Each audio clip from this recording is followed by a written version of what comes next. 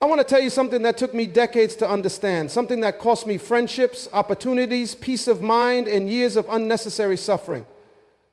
Something so simple that when I finally grasped it, I couldn't believe how much energy I had wasted fighting against it. Here it is.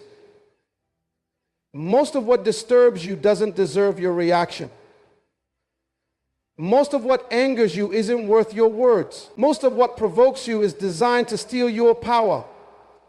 And the moment you learn to be calm, stay silent, and let nothing disturb you, everything changes. Your life transforms. Your relationships improve. Your mind clears. Your future opens up. But getting there requires you to unlearn almost everything you were taught about strength, about standing up for yourself, about making your voice heard, because real strength isn't loud. Real power doesn't need to prove itself. And real wisdom knows when silence is the most devastating response you can give. I spent years reacting to everything. Someone said something I didn't like, I had to respond. Someone disrespected me, I had to defend myself. Someone misunderstood me, I had to explain. I thought that's what strong people did. I thought that's how you earned respect. I thought that's how you protected your dignity. I was wrong. All I was doing was giving away my power to anyone who knew how to push my buttons. I was letting other people control my emotions, my energy, my peace. I was dancing like a puppet every time someone pulled a string. And the worst part is, I didn't even realize it. I thought I was being authentic. I thought I was being real. I thought I was refusing to be a pushover. But I was just being reactive. I was just being controlled. I was just being exactly what they wanted me to be. The turning point came when I noticed something about the people I truly respected. The ones who had genuine power, genuine influence, genuine peace. They didn't react to everything. They didn't defend themselves against every criticism. They didn't explain themselves to every person who misunderstood them. They moved through life with this quiet confidence, this unshakable calm, this ability to let things roll off them like water off a duck's back. And I realized that's not weakness. That's mastery. That's the kind of strength that doesn't need to announce itself. That's the kind of power that doesn't need validation from anyone. So I started practicing. I started catching myself before I reacted. I started asking myself a simple question every time something bothered me. Will this matter in a year? Will this matter in a month? Will this matter in a week? And most of the time, the answer was no. Most of the time, what felt so urgent, so important, so necessary to address in that moment was completely insignificant in the bigger picture. Those are the time I was about to waste my energy on something that would be forgotten by tomorrow. And once I saw that pattern, I couldn't unsee it. I started to understand that peace isn't something you find. Peace is something you protect. And you protect it by being very selective about what you allow to disturb it. Let me be clear about something. Being calm doesn't mean you don't care. Staying silent doesn't mean you have nothing to say.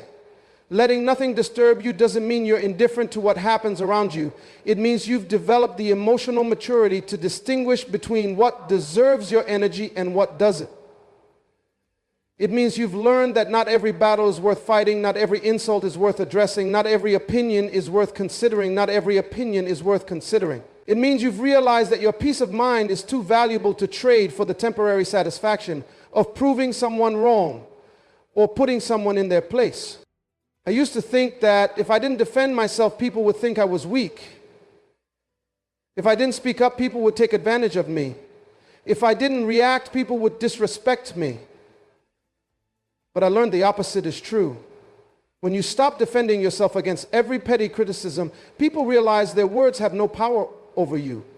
When you stop speaking up every time someone says something you disagree with, people start to understand that you're secure enough in your beliefs that you don't need everyone to agree with you. When you stop reacting to every provocation, people recognize that you're operating on a different level, that you're not playing the same games anymore, that you've evolved beyond the need for their validation. There's a specific kind of power that comes with silence, A power that most people never discover because they're too busy talking, too busy explaining, too busy defending, too busy reacting. When someone attacks you and you don't respond, they don't know what to do with that. They expected a fight. They wanted a reaction. They were prepared for you to get emotional, to get defensive, to give them ammunition for the next round. But when you give them nothing, when you simply observe them with calm detachment, when you refuse to engage in their drama, something shifts. Suddenly, they're the ones who look foolish. Suddenly, they're the ones wasting energy. Suddenly, they're the ones who seem small and petty, while you seem measured and mature. I remember a situation years ago where someone was spreading lies about me, complete fabrications designed to damage my reputation. The old me would have immediately jumped into action, defending myself, setting the record straight, making sure everyone knew the truth. But I had learned by then that sometimes the truth doesn't need a defense attorney. Sometimes the truth just needs time. So I said nothing. I did nothing. I let the lies exist without giving them any energy. And you know what happened? Within weeks, the person spreading them lost all credibility because their stories kept changing, kept getting more exaggerated, kept revealing themselves as fiction. Meanwhile, I went about my life, focused on my work, treating people well, being consistent, and people noticed. They noticed that I wasn't scrambling to defend myself. They noticed that I wasn't emotional or desperate. They noticed that I had the confidence to let my character speak for itself. And that silence, that refusal to engage, that calm in the face of attack, said more about my integrity than any defense I could have mounted. This is something young people struggle to understand. When you're young, you think you have to fight every battle. You think you have to correct every misconception. You think you have to make sure everyone knows your side of the story. But as you get older, as you gain experience, as you see the same patterns play out over and over, you realize that most battles aren't worth the casualties. Most misconceptions correct themselves without your intervention. Most stories don't need your input because the people who matter already know who you are, and the people who don't matter won't believe you anyway. There's something liberating about reaching the point where you genuinely don't need people to understand you, where you're so secure in who you are that other people's interpretations of your actions, your words, your intentions simply don't disturb your peace. I'm not talking about arrogance or not caring what anyone thinks. I'm talking about the deep inner knowing that comes from having done the work on yourself, from having examined your own character, from having aligned your actions with your values. When you know who you are, really know it at your core, other people's opinions become just noise. Interesting sometimes, worth considering occasionally, but ultimately just noise that you can choose to tune out. The people who master this art of calm, this discipline of silence, this immunity to disturbance, they share certain characteristics. They don't seek attention, but they command respect. They don't need to be the loudest voice in the room, but when they speak, people listen. They don't react to every slight, but when they do respond, it's measured, it's precise, it's devastating in its clarity. These are the people who understand that power is conserved, not displayed. That strength is stored, not spent on trivial conflicts. That wisdom whispers while foolishness shouts. I've noticed that the less I react, the more I notice. When you're not busy formulating your response, you can actually observe what's happening. You can see the dynamics at play. You can understand the motivations behind people's actions. You can recognize patterns you would have missed if you were emotionally engaged. This is one of the unexpected benefits of staying calm. You become more perceptive. You see things others miss because they're too caught up in their emotions, too busy reacting, too invested in their egos need to be right or validated or respected. Think about it. When you're angry, what do you see? You see the thing that angered you. When you're defensive, what do you notice? You notice the attack. When you're hurt, what do you focus on? You focus on your pain. Your emotional state narrows your perception, limits your awareness, traps you in a tunnel vision where all you can see is the thing that disturbed you. But when you're calm, when you refuse to let anything disturb your inner peace, suddenly you have access to a much wider perspective. You can see the bigger picture. You can understand the context. You can recognize that what seemed like a personal attack might just be someone else's pain expressing itself. What felt like disrespect might just be ignorance. What appeared to be malice might just be misunderstanding. This doesn't mean you excuse bad behavior or tolerate mistreatment. It means you respond from a place of clarity rather than emotion. It means you make decisions based on wisdom rather than impulse. It means you choose your battles based on what serves your long-term interests rather than what satisfies your short-term ego. And that's a completely different way of moving through the world.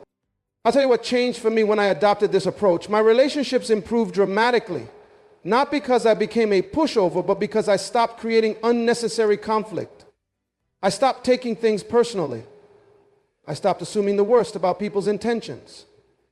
I started giving people space to be flawed, to make mistakes, to have bad days, without immediately writing them off or getting offended. And when I did need to address something, when something genuinely crossed the line, my words carried more weight because people knew I didn't speak out of petty emotion. They knew that if I was saying something, it mattered. My work improved because I stopped wasting energy on office politics, on who said what, on who got credit for what, on all those little dramas that consume so much mental bandwidth in most workplaces. I focused on doing excellent work. I focused on building genuine skills. I focused on creating value. And while others were busy gossiping, competing, positioning themselves, I was quietly building something real. And eventually that spoke louder than any self-promotion could have. My health improved because chronic stress is a killer. And most stress comes from reacting to things that don't deserve your reaction. When you stop letting every little thing disturb you, your nervous system settles, your cortisol levels drop, your sleep improves, your digestion improves, your immune system strengthens. Your body literally functions better when your mind is calm. This isn't mystical thinking. This is basic physiology. Your body is designed to handle acute stress, short bursts of fight or flight when you face genuine danger. But it's not designed to handle chronic stress, that constant low-level activation that comes from treating every inconvenience, every disappointment, every criticism as a crisis. When you master the art of staying calm, you give your body the gift of operating the way it's meant to operate. But perhaps the biggest change was in how I felt about myself. There's a deep satisfaction that comes from self-control, from knowing that you're not at the mercy of your emotions, from understanding that you have the power to choose your response to any situation. It's different from the satisfaction of winning an argument or proving someone wrong or getting the last word. Those satisfactions are shallow and temporary. The satisfaction of self-mastery is deep and lasting. It's the satisfaction of knowing you're becoming the person you want to be, not just reacting like a programmed robot to every stimulus in your environment. Let me address something that confuses people about this philosophy. They think staying calm means being passive. They think silence means agreement. They think letting nothing disturb you means accepting everything. That's not what I'm saying at all. There's a massive difference between being calm and being passive. Calm people take action. They just don't take action from a place of emotional reactivity. They assess situations. They consider consequences. They choose strategic responses. Passive people avoid action out of fear or apathy.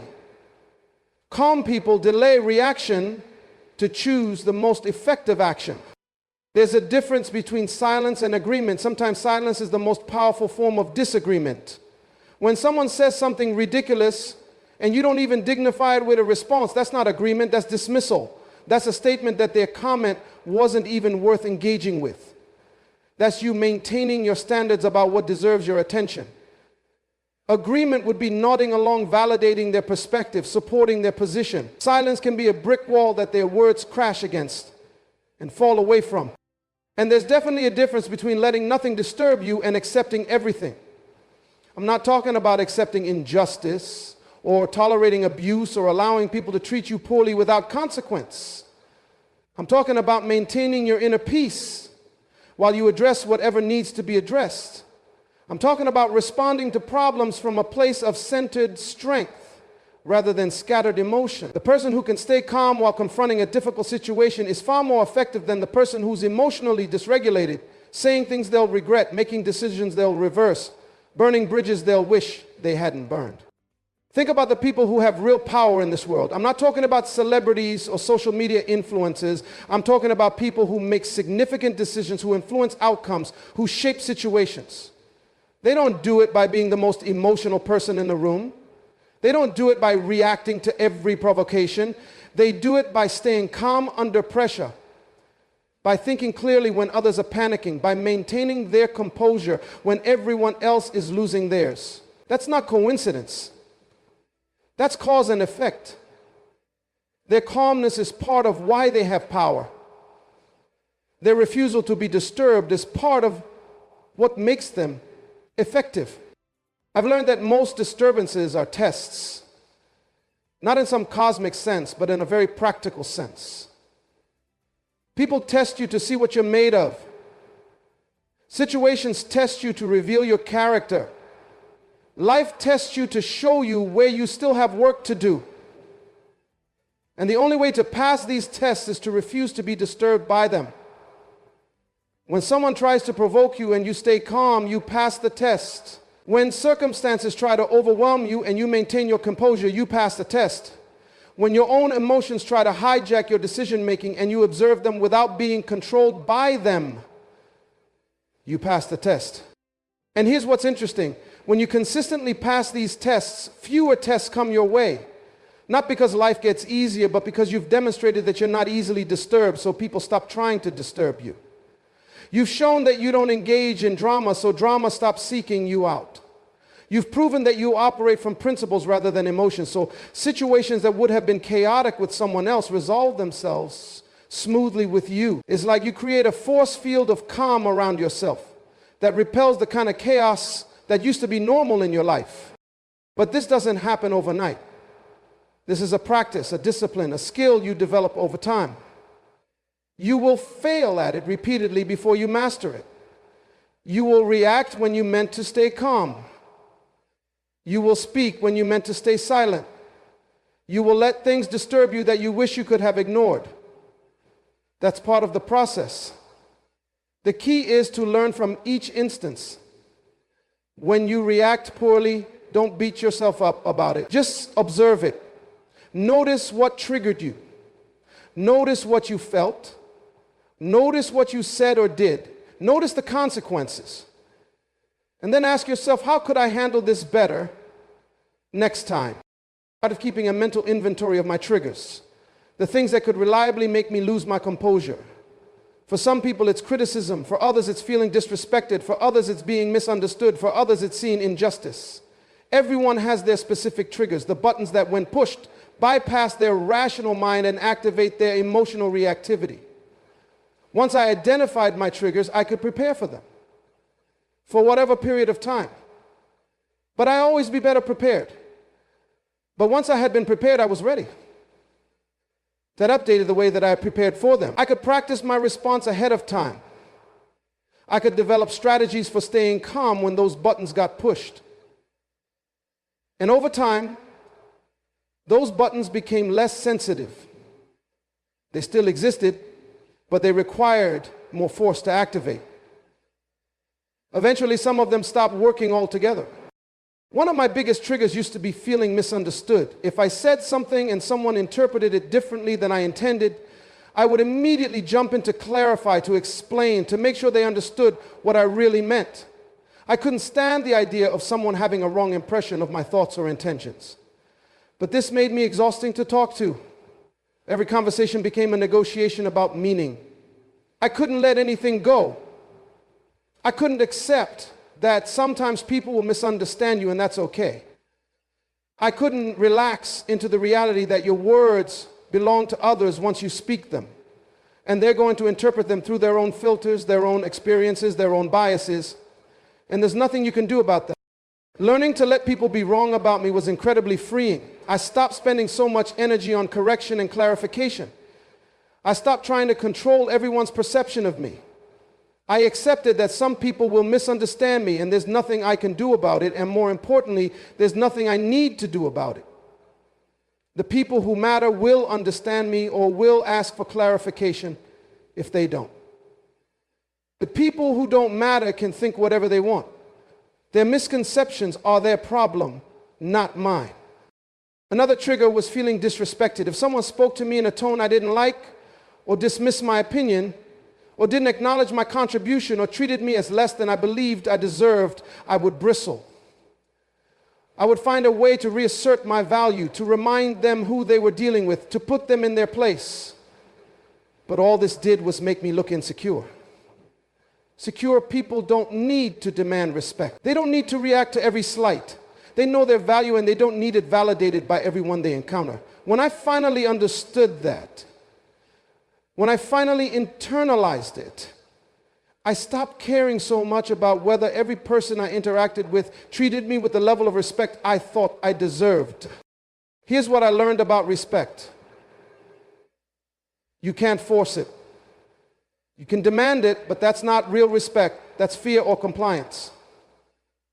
Real respect is earned through consistency, through character, through the accumulation of actions over time that demonstrate your integrity and competence.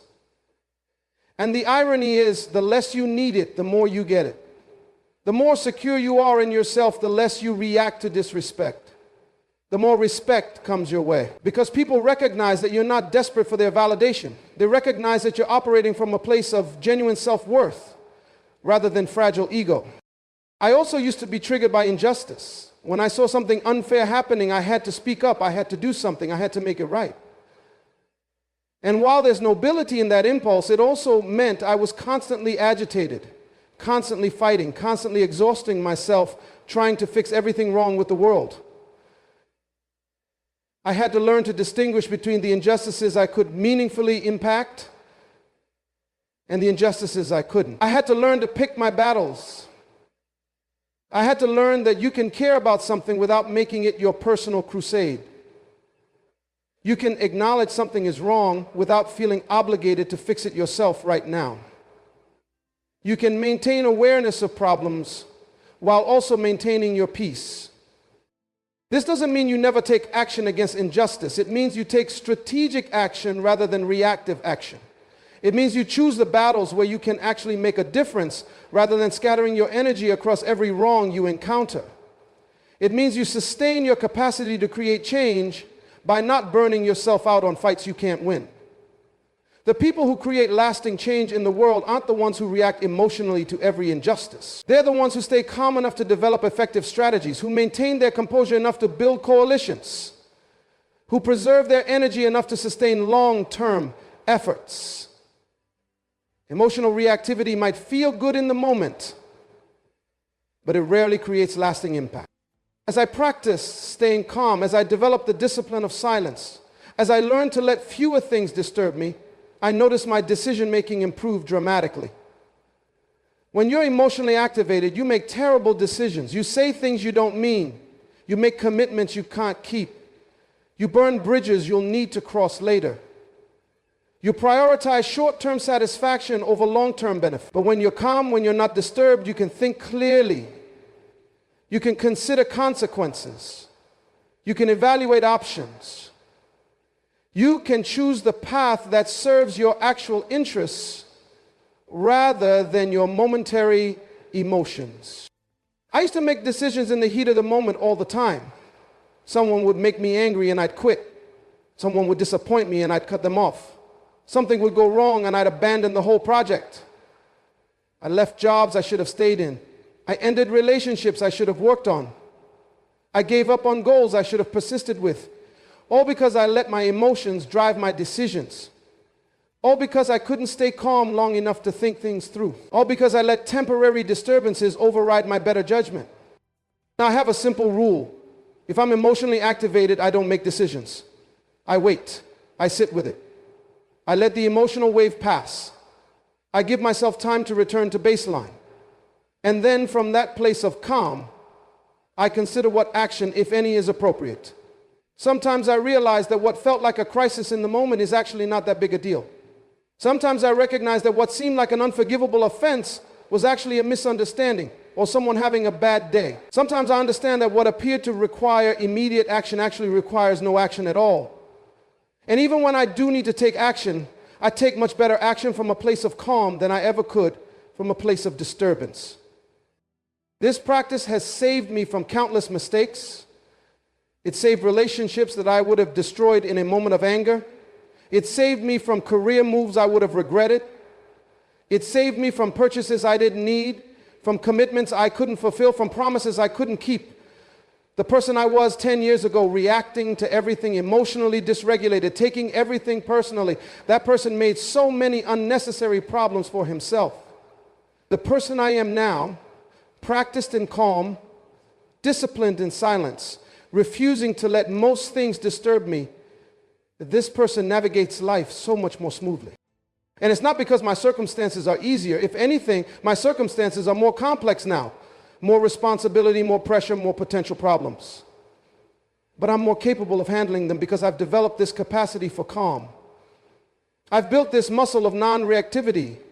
I've trained myself to stay centered regardless of what's happening around me. And that capacity, that muscle, that training, it's more valuable than any external circumstance could be.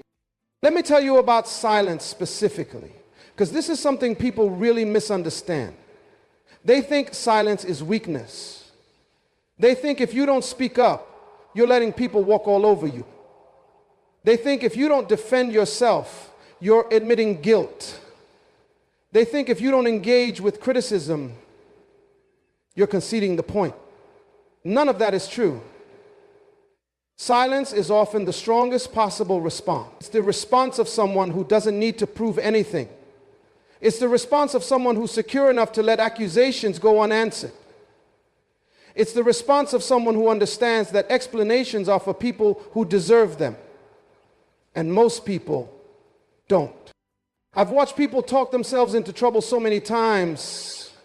They felt accused, so they defended themselves, but their defense included information that made them look worse. They felt misunderstood, so they explained themselves, but their explanation revealed things they should have kept private. They felt attacked, so they counterattacked, but their counterattack created enemies they didn't need to make. All of this could have been avoided with silence.